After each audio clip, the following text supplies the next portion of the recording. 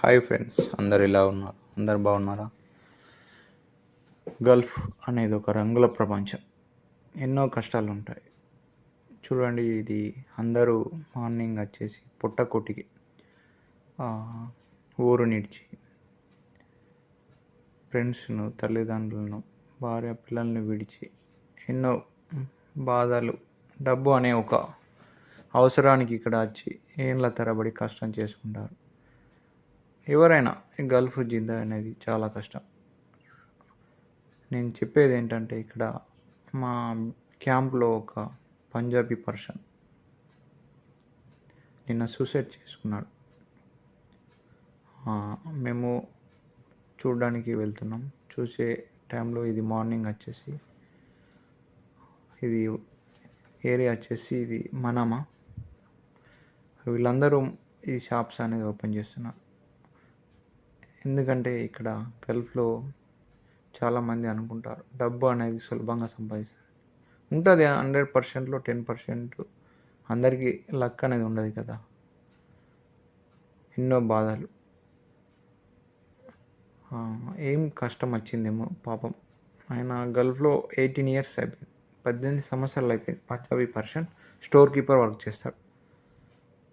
మరి ఇంటికాడి బాధన, మరి ఆయనకి ఏమి ఇబ్బందో, మరి మాట్లాడే ఆప్యాయత లేదా ఫ్యామిలీ తరపు నుంచి ప్రేమ, ఓన్లీ డబ్బు ఆశించడమేనా?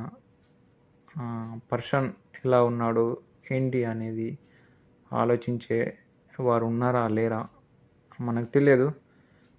మేము అవుట్ సైడ్ అపార్ట్మెంట్లో ఉంటాం. ఇది క్యాంప్ వెళ్ళడానికి ఇది మార్నింగ్ వెళ్తున్నామండి. మరి ఏమి ఇబ్బంది అయిందో కాదు, వైఫ్ తరపున, మరి పిల్లల తరపున అసలు ఆయన మాట్లాడడానికి ఎవరు ఉన్నారా లేరా అని కూడా తెలియదు.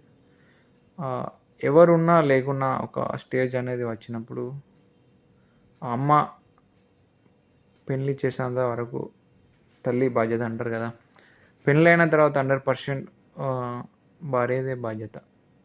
తప్పైనా, మంచి అయినా, ఇంకా ఏదైనా వేరే అయినా ఒక సేమ్ బిడ్డలాగా చూసుకోవడం ఒక భార్య బాధ్యత. ఎందుకని 24 hours ఇలా ఉండాలి గల్ఫ్లో. సైడ్ మీద ఎఫెక్ట్స్ ఉంటాయి, ఎన్నో బాధలు ఉంటాయి. ఆ బాధలు హ్యాపీ ఇంటికి కాల్ చేసి ఒక 5 minutes 10 minutes ఆప్యాయతగా ఐఎమ్ లవ్ మాట్లాడేటోళ్ళు లేకుంటే లైఫ్ అనేది జస్ట్ గిల్టీగా ఫీల్గా ఉంటుంది. మరి డబ్బు ఇష్యూ ఏమి ఇష్యూ తెలియదు. క్యాండిడేట్ అయితే చనిపోయాడు. Please subscribe life Gulf Zindagi life.